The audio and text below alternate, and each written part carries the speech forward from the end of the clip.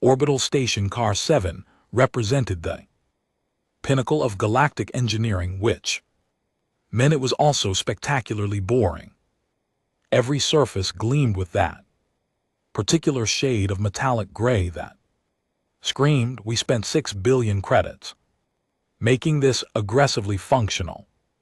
The corridors hummed with the kind of efficient silence that, according to YouTube analytics, 98% of viewers are not subscribed. That's a huge number. By subscribing the channel that is completely free, you'll help support the channel and never miss fresh content. It came from technology so advanced it had forgotten how to have personality. 300 species call this place home, at least temporarily, and every single one of them had contributed to making it the most sterile example of cooperative achievement in this sector. The Velcrin occupied the eastern wing, their crystalline forms refracting light in mathematically perfect patterns.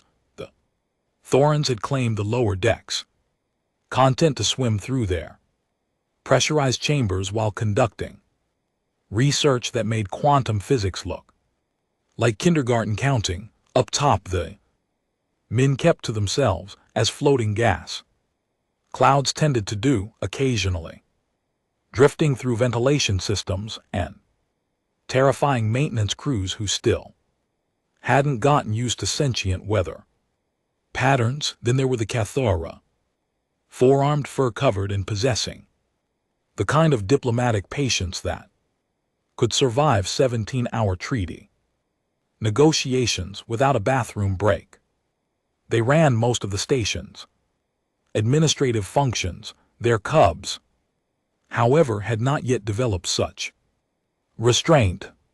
6 of them had been playing in Sublevel 9, which was technically off limits but also technically monitored by security systems. The cubs had learned to avoid 3 weeks ago. Small bodies tumbled through a storage area that smelled of recycled air and forgotten purposes, their dark fur collecting dust that the cleaning drones had somehow missed. These weren't exactly restricted materials down here, just old ones, kind of detritus that accumulated when a station had been operational for 47 years and nobody wanted to make decisions about throwing things away.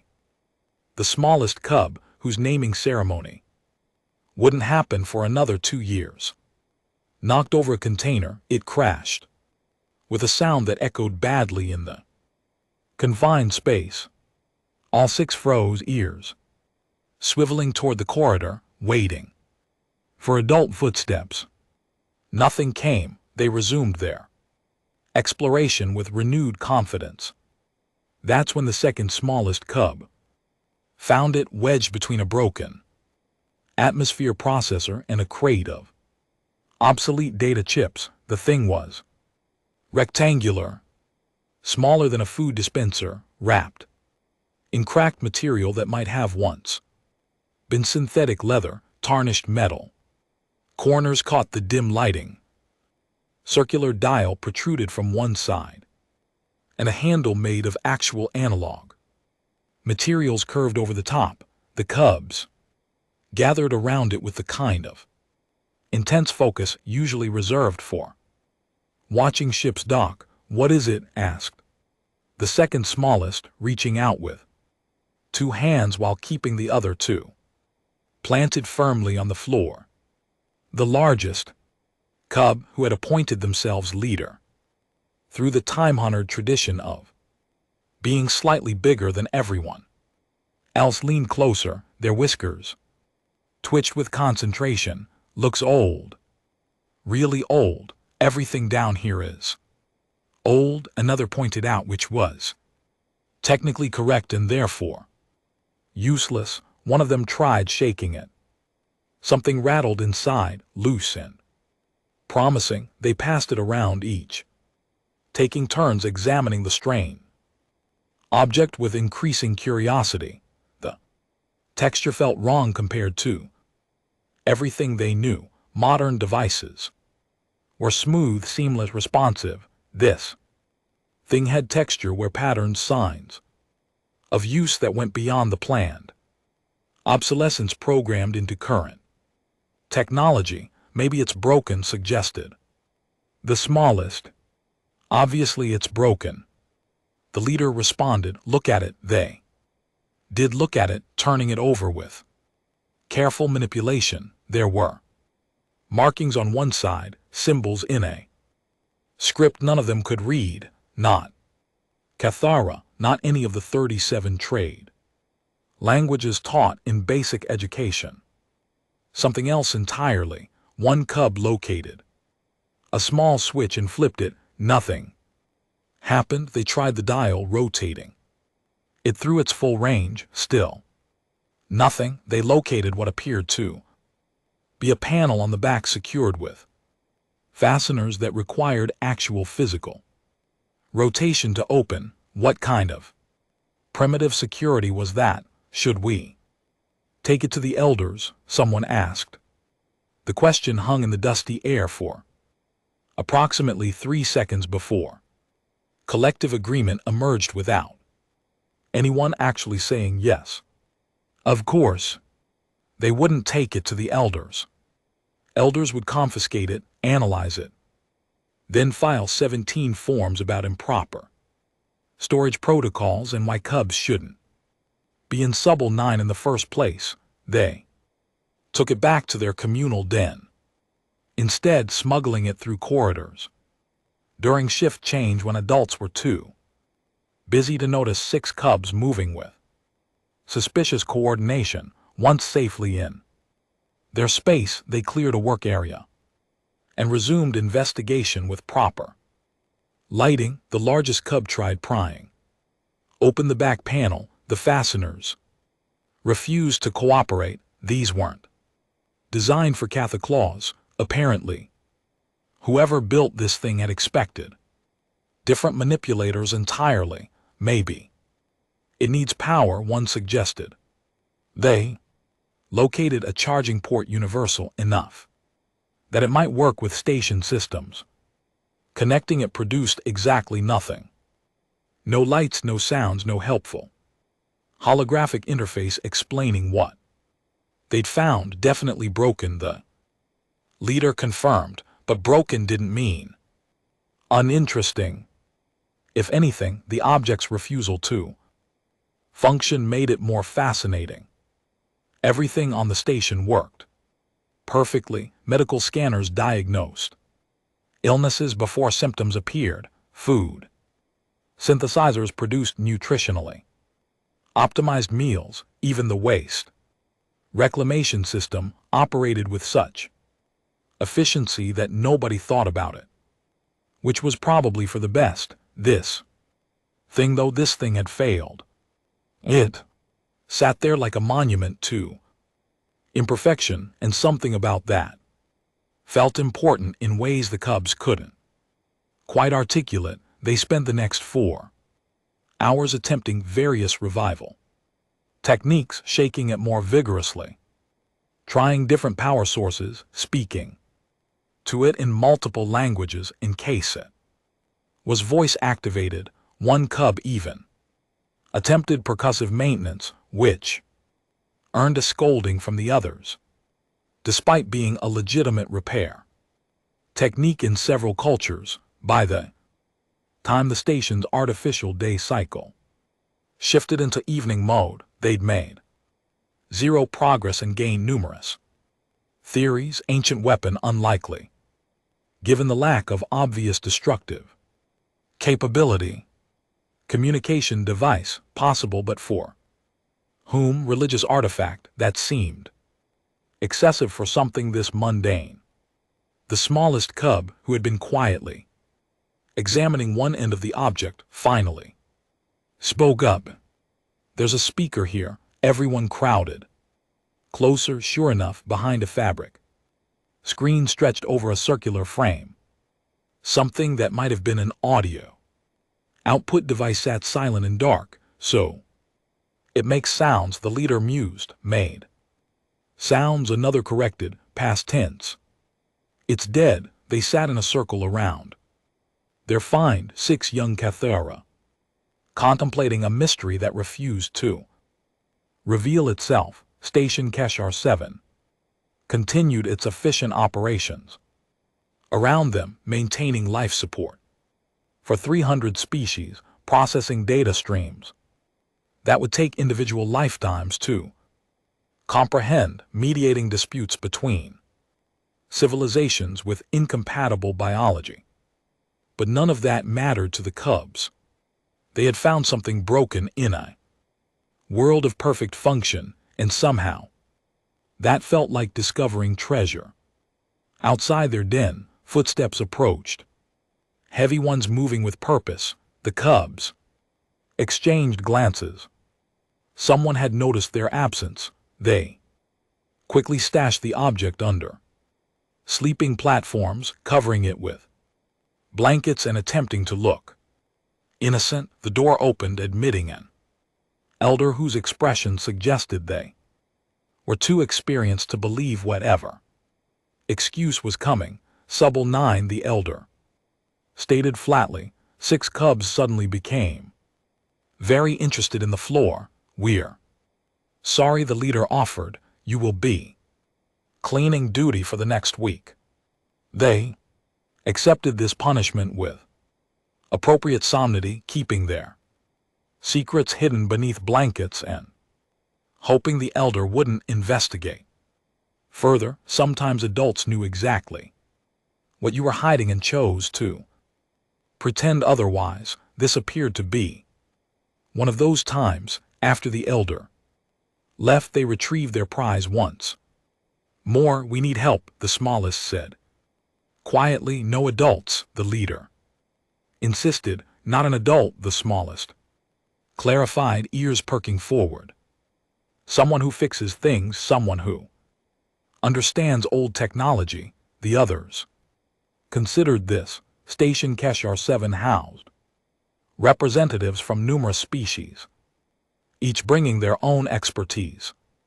Somewhere in this massive structure, someone must understand archaic devices that refuse to cooperate with modern systems.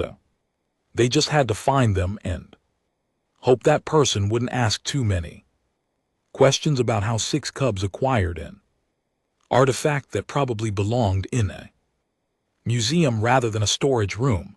The human arrived on Station Keshar 7 3 days later, which was either perfect timing or cosmically convenient, depending on whether one believed in fate or coincidence.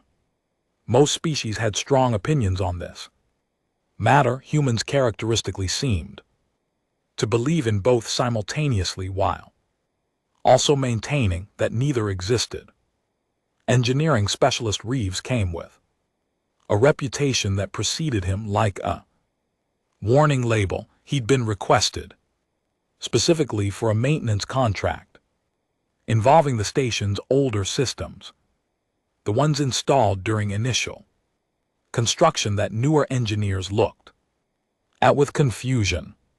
He stood roughly average height for his species, built with the kind of practical muscle that came from actual physical labor, dark hair cropped short, eyes that moved constantly, cataloging details with the automatic assessment of someone who'd spent years figuring out why things stopped working. The Cathera administrator, greeting him at the docking bay, went through the standard welcome protocol. We trust your journey was pleasant, the administrator said. It was transportation, Reeves replied.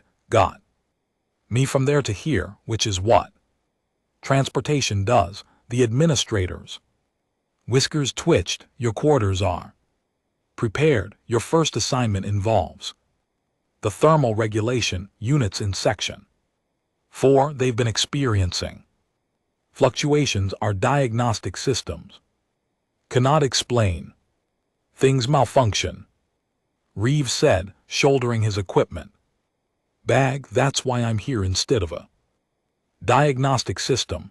Reeves noticed the Cubs immediately, 6 of them clustered near a viewing port, pretending to watch ship's dock while actually engaged. Intense whispered conversation. Their body language screamed conspiracy in that universal way that transcended species.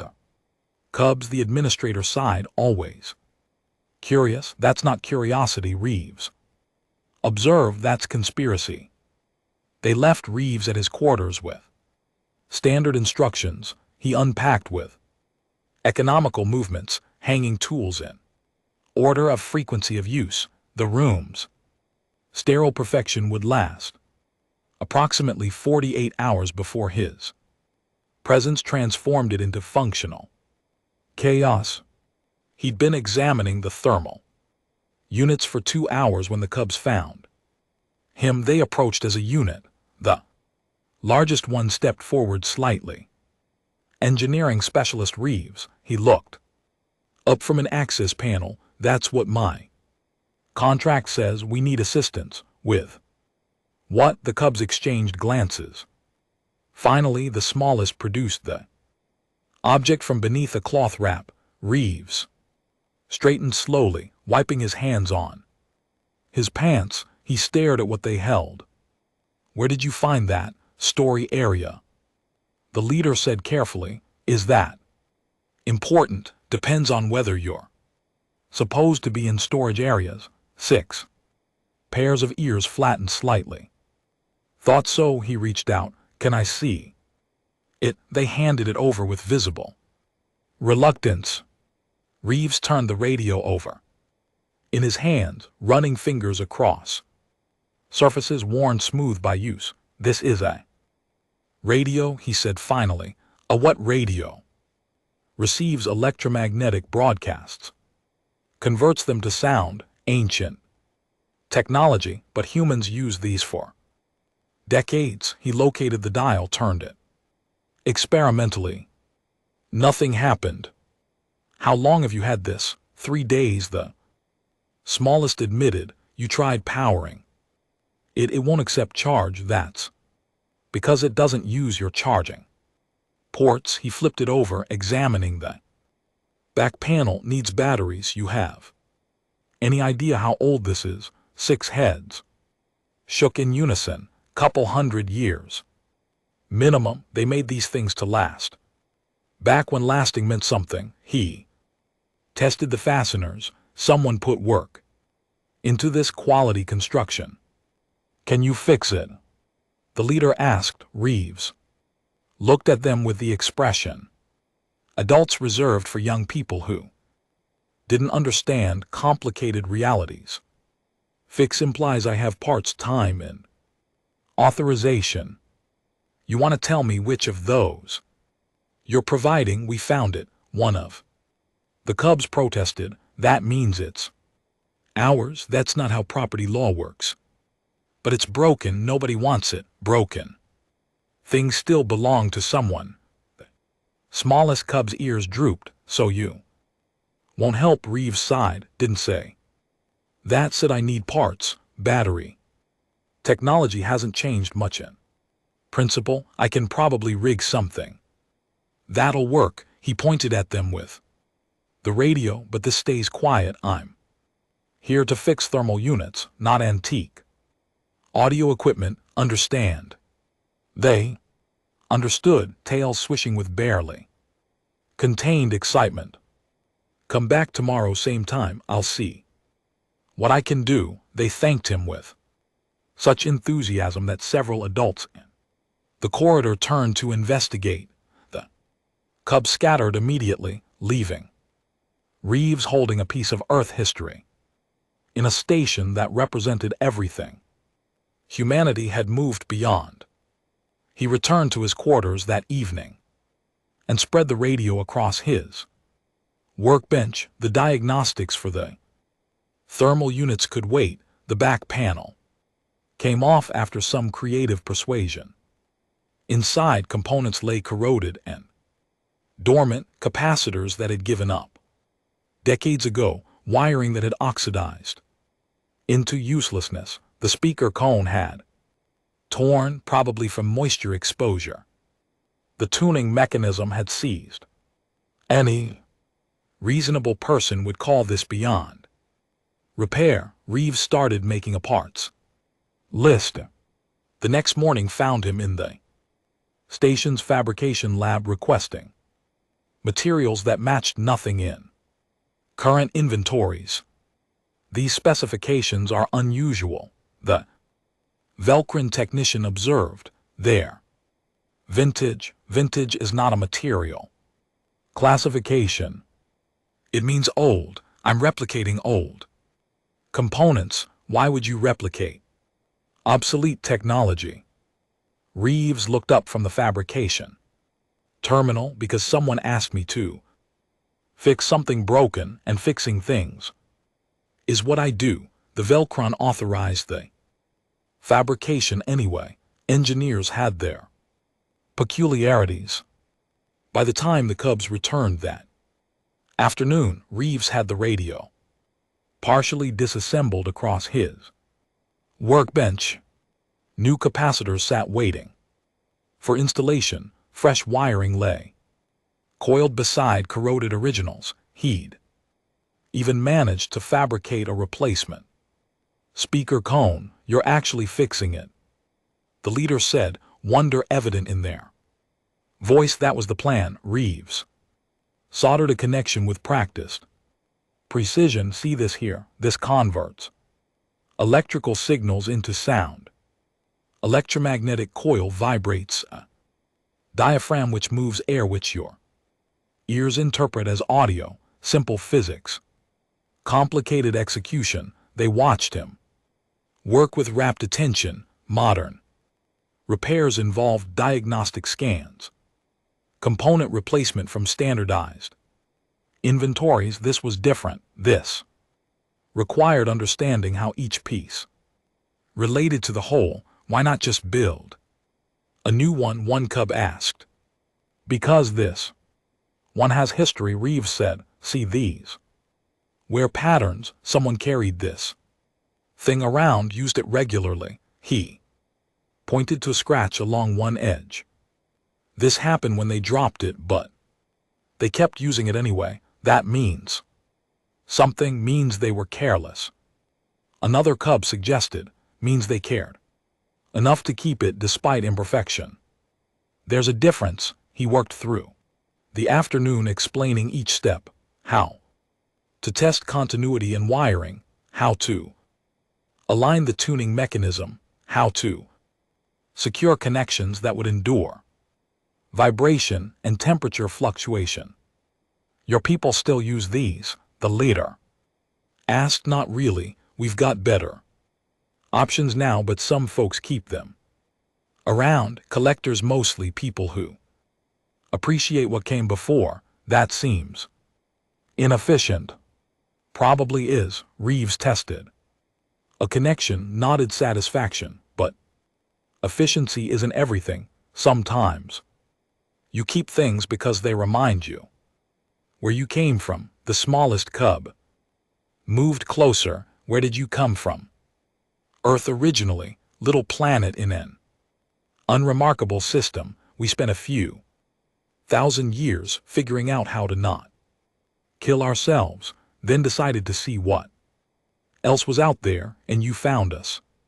Found a lot of species actually, most of them more advanced than we were, still are in most ways. He attached the speaker cone carefully. But we're pretty good at fixing things. Humans broke enough stuff learning how things worked that we got excellent at putting them back together. The radio started taking shape again. Components that had lain dormant for centuries received new purpose. Last piece, Reeves said, holding up a battery pack. He'd fabricated modern power cells configured to output voltage matching the original specifications. He installed it with practiced care, then paused before closing the back panel. You want to do the honors? He asked the smallest Cub. They reached out with trembling hands and pressed the Power switch, nothing happened. Reeves frowned, checking connections. Give it a minute, sometimes old electronics need time to warm up. They waited. 6 cubs and 1 human gathered around a device that represented obsolete approaches to solved problems. Then faintly a hum emerged from the speaker, static, followed, washing through the room like auditory ocean waves. Reeves rotated the dial slowly, seeking something in the electromagnetic spectrum that might still be broadcasting. The static continued, unchanging, promising nothing. Maybe there's nothing to receive, the leader said quietly. Maybe. Reeves agreed, but we fixed it anyway. That counts for something. He handed the radio back to them, watching as they cradled it with newfound reverence. It worked now, even if its function remained theoretical. They'd taken something broken and made it whole. That had to mean something, even in a universe that preferred replacing over repairing. The cubs returned the next morning with expressions that suggested sleepless nights spent contemplating static. They'd tried everything, apparently different locations throughout the station, various orientations. One had even suggested pointing it toward specific star systems, which showed creativity if not understanding of how radio waves actually worked. Still just noise? Reeves asked, already knowing the answer. Just noise, the leader confirmed. He set down the thermal diagnostic he'd been pretending to focus on. Truth was, the regulation units were functioning perfectly. They'd been experiencing fluctuations because someone had programmed them to fluctuate, probably as part of some efficiency test that nobody remembered authorizing. He'd fixed the issue in 20 minutes and spent the rest of his time wondering why the radio bothered him so much. Bring it here. They produced it like a sacred relic, handling it with care that hadn't existed 4 days ago. Funny how repair changed perception. Broken things were trash until someone bothered to fix them. Then they became valuable. Reeves took the radio and carried it to the main observation hall, a vast space where species gathered during shift changes. Floor to ceiling viewports showed the starfield beyond. Magnificent and silent, the hall itself echoed with that particular acoustic quality of spaces designed for function rather than sound. Why here? The smallest cub asked. Because electromagnetic interference from station systems might be blocking signals. Here we're closer to the hull, less shielding between us and whatever might be out there. He extended the antenna fully, something he hadn't done during testing. The metal telescope outward, giving the radio proper reach. Then he began rotating the dial slowly, methodically, sweeping through frequencies that predated most species. First contact protocols, static washed over them in waves, white noise, punctuated by occasional pops and crackles, nothing resembling intentional transmission. The cubs watched with decreasing hope. Several station inhabitants passed through, casting curious glances at the human and his audience, but not stopping. Everyone had places to be. Reeves kept turning the dial. There might not be anything broadcasting on these frequencies anymore. One cub said quietly, maybe. All the signals stopped. Maybe. Reeves acknowledged, but we're not done looking yet. He adjusted his position, holding the radio at different angles. Electromagnetic waves behave strangely near massive structures. Reflection, absorption, interference patterns that made reception unpredictable. The station itself might be creating dead Zones more static, more nothing. Then, faint beneath the noise, something else emerged. Reeves froze, hands steady on the dial. The cubs pressed closer, ears forward. The something resolved, gradually fighting through decades of distance and degradation. Not voice, not data streams, something that predated both music. It came through distorted, fragile, threatening to dissolve back into static with any movement, but it was unmistakably music, rhythm and melody transmitted across space by methods that current technology considered laughably primitive. What is that? The leader whispered, as if speaking too loudly might shatter whatever miracle was occurring. That, Reeves said, carefully adjusting the antenna for clearer reception, is someone's broadcast, old one probably. Signal's been traveling for years, maybe decades, but it's still out there. Music strengthened slightly, not much, but enough to distinguish individual instruments, something with strings, something providing rhythm, and underneath it all structure that suggested intentional composition rather than random noise. It's beautiful, the smallest cub said. Reeves glanced at them, surprised. Beautiful wasn't a word most species applied to archaic audio transmission. But looking at their faces, he saw genuine wonder. They weren't hearing outdated technology. They were hearing something their universe had forgotten how to create. Yeah, he agreed quietly, it is. The music played on, fragile and persistent, filling the observation hall with sound that had traveled further than its creators ever imagined. Around them, the station continued its efficient operations, maintaining life for 300 species who'd forgotten that broken things could sing if someone bothered to fix them. Reeves made one final adjustment, locking the frequency. Signal stabilized, clear as it would get, given the distance and degradation.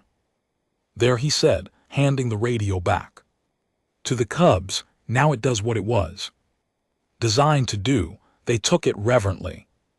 This device that had transformed from trash to treasure to something approaching magic. The music continued, quiet but present, proving that some things didn't need replacing, they just needed someone willing to make them work. Again, word spread through station Kishar 7 with a speed that only genuine curiosity could generate, not official communications, not emergency broadcasts, just whispers between species who'd heard something unusual coming from the observation hall and wanted to investigate. They arrived in clusters drawn by sound that didn't match station operations. Velcrystalline forms refracted light as they drifted closer. Thorns emerged from their aquatic chambers, moisture suits glistening, even a few Miran gas clouds condensed enough to maintain cohesive form, which they rarely bothered doing for anything less than diplomatic incidents. The cubs sat in the center of the growing crowd, radio held between them like a campfire. The music continued its fragile broadcast, clearer now that Reeves had optimized the antenna positioning. Whatever was transmitting had been doing so long enough that the signal had achieved a kind of stability, waves propagating through space with patient persistence. A Velcrin administrator approached, probably planning to cite some regulation about unauthorized gatherings or noise violations, but they stopped short, light refracting through their crystalline structure in patterns that suggested confusion. What is this? They asked. Music. Reeves said simply, I understand the classification. I'm questioning the method. Old human technology, radio Transmission. Someone's been broadcasting this for years. Administrator processed this information through whatever cognitive architecture Velcrin possessed. Why would anyone continue transmitting signals using obsolete methods? Because they could. Reeves suggested, because they wanted to, because somewhere they hoped someone might listen. More beings gathered. Observation hall filled with species who'd never shared space for reasons beyond necessity. They stood together, listening to audio transmitted by technology their civilizations had abandoned generations ago. The smallest cub noticed at first the way the Thorin's bioluminescent patterns synchronized with the rhythm, how Velcrin crystalline structures vibrated at frequencies matching the melody.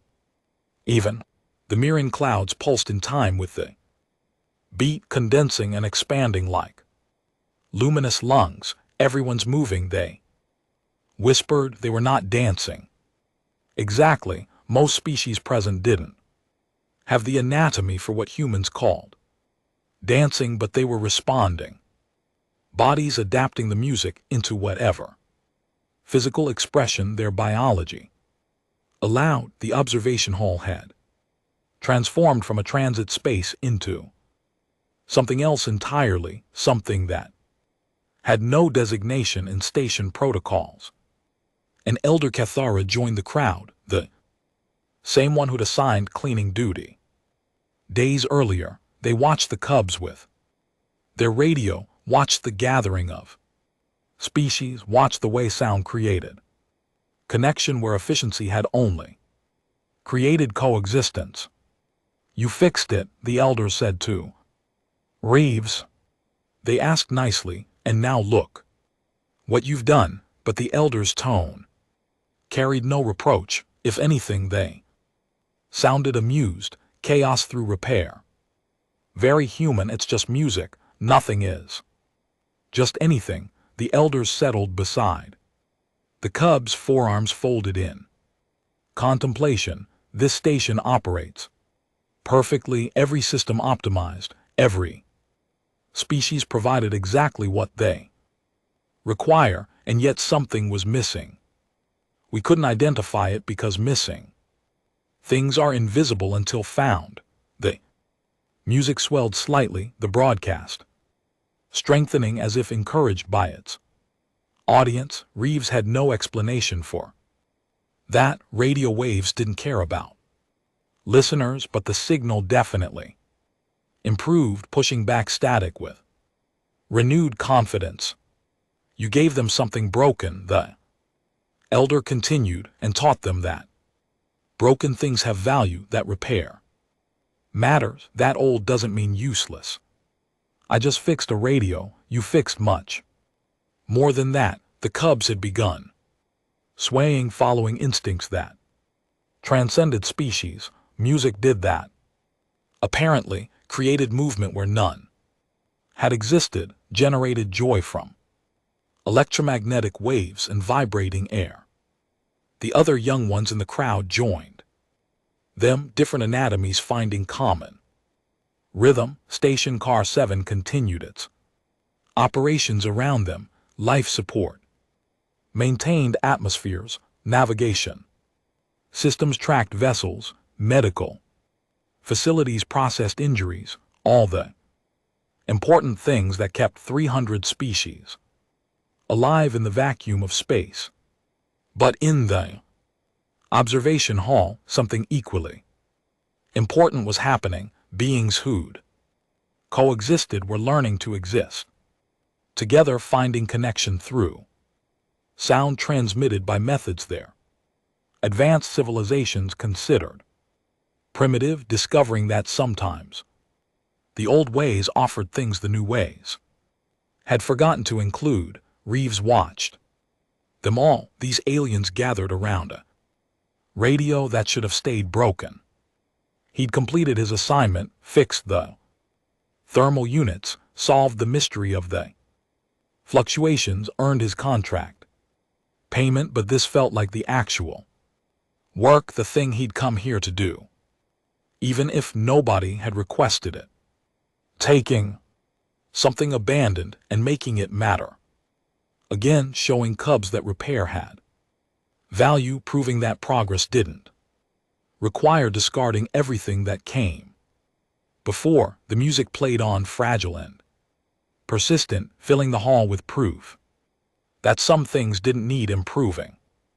They just needed someone willing to make them work. And somewhere in the vast black silence of space, a transmitter kept broadcasting, sending music to anyone who remembered how to.